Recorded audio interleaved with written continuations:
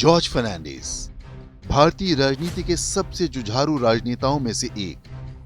आपातकाल में जब इंदिरा गांधी की हिटलरशाही चरम पर थी, तब लोहे की मोटी चेन में बंधे जॉर्ज फर्नांडिस का ये चित्र कोई भूल नहीं सकता। जॉर्ज फर्नांडिस 3 जून 1930 को मंगलुरु में पैदा हुए थे। 29 जून 2019 को दिल्ली में उनका निधन हो गया।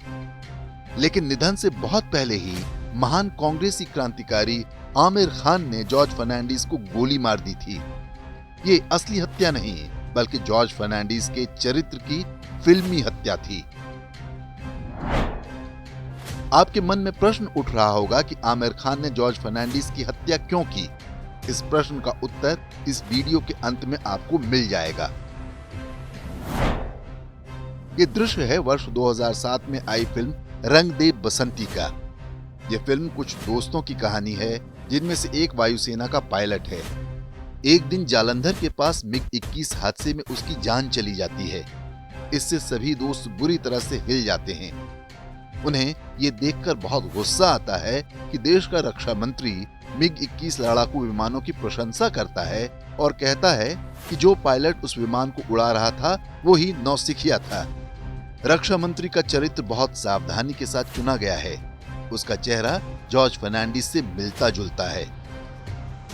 सारे दोस्त पायलट की मां के साथ इंडिया गेट पर प्रदर्शन करते हैं, लेकिन भारत की अत्याचारी सरकार उन पर पुलिस से लाठीचार्ज करवाती है। कोई रास्ता न देखकर सारे दोस्तों के अंदर क्रांति की भावना पैदा होती है। वे अपने दोस्त की मौत का बदला लेने का निर्णय लेते हैं और एक दिन देश के रक्षा मंत्री की हत्या कर देते हैं। रंग दे बसंती फिल्म एक उदाहरण है कि कांग्रेस का इकोसिस्टम किस तरह से काम करता है। इस फिल्म में कांग्रेसी चैनल एनडीटीवी की भी प्रमुख भूमिका थी। फिल्म के कई दृश्यों में रिपोर्टिंग करते एनडीटीवी के पत्रकारों को दिखाया गया है। फिल्म में वर्ष 2002 में जालंधर में हुए एक मिग विमान दुर्घटना को दिखाया गया है। उस हादसे में पायलट की जान बच गई थी। देश में मिग विमानों के गिरने को लेकर एक आक्रोश था। आमिर खान ने यह फिल्म उसी आक्रोश को वाजपेयी सरकार की ओर मोड़ने के लिए बनाई थी। तथ्य यह था कि वाजपेयी सरकार के समय एक भी मिग विमान का सौदा नहीं हुआ था। सरकार या रक्षा मंत्री जॉर्ज फर्नांडिस ने कभी मिग विमानों का बचाव भी नहीं किया था। लेकिन जनता के दिमाग में यह बिठाने का प्रयास किया गया कि मिग दुर्घटनाओं के लिए जॉर्ज फर्नांडिस दोषी हैं। सोनिया गांधी कभी किसी सरकारी पद पर नहीं रही, लेकिन जलवा ऐसा था कि सरकारी भवनों में उनकी फोटो लगाई जाती थी, मानो वो राष्ट्रपति और प्रधानमंत्री से ऊपर भारत की असली मालिक हों। जॉर्ज फर्नांडिस भारतीय राजनीति के उन नेताओं में से थे जो कभी भी गांधी परिवार के आगे नहीं झुके। मुझे लगता है कि किसी गुलाम के औलाद ने ये काम किया है। कोई सभ्य आदमी ये काम कतई नहीं करता। किस आधार पर लगा दी है? ये क्या देश क्या इन लोगों ने खरीद दिया के? नेहरू खानदान क्या खानदान है? लूटपाट वाला। इसको हटवाया जाना चाहिए। बिल्कुल हटवा देना चाहिए। क्यों नहीं? काय के लिए? कैसे? कौन से आधार पर? गोरी है इसलिए? फर्नांडिस के इन्हीं तेवरों का परिणाम हुआ कि कांग्रेस ने अपने पूरे तंत्र को उनके पीछे झोंक दिया। मीडिया ने ताबूत खरीद में घोटाले का झूठा आरोप लगाकर खूब हंगामा मचाया, जबकि बाद में सीबीआई जांच में यह सिद्ध हुआ कि करगिल युद्ध के समय मंगाए गए एल्यूमिनियम कैस्केट की खरीद में कोई भ्रष्टाचार नहीं हुआ था।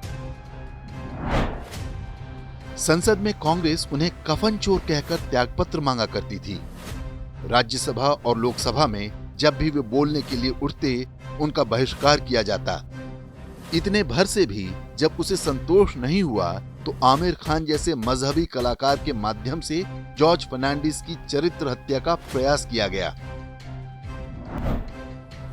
आमिर खान का दोहरा चरित्र आज सबके सामने खुलकर आ चुका है। उनकी फिल्में आज भी मजहबी और कांग्रेसी एजेंडा चलाने का माध्यम होती हैं। दबदबा ऐसा कि सेंसर बोर्ड उनकी हिंदू घृणा वाली फिल्मों को रिलीज की अनुमति भी दे देता है, लेकिन भारत के सामान्य नागरिक के रूप में हमारे विकल्प समाप्त नहीं हुए हैं।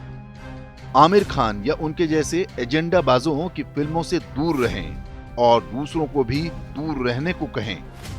आत्मसम्मान रखने वाले एक जीवित समाज के रूप में ये हमारा कर्तव्य भी है।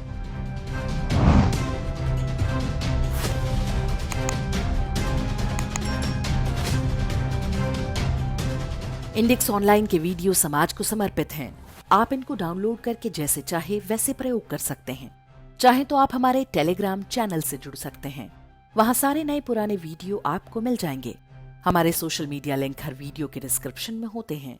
हमारा एकमात्र उद्देश्य हिंदू समाज को जागृत और एकजुट करना है। इसमें सहभागी बने। धन्यवाद।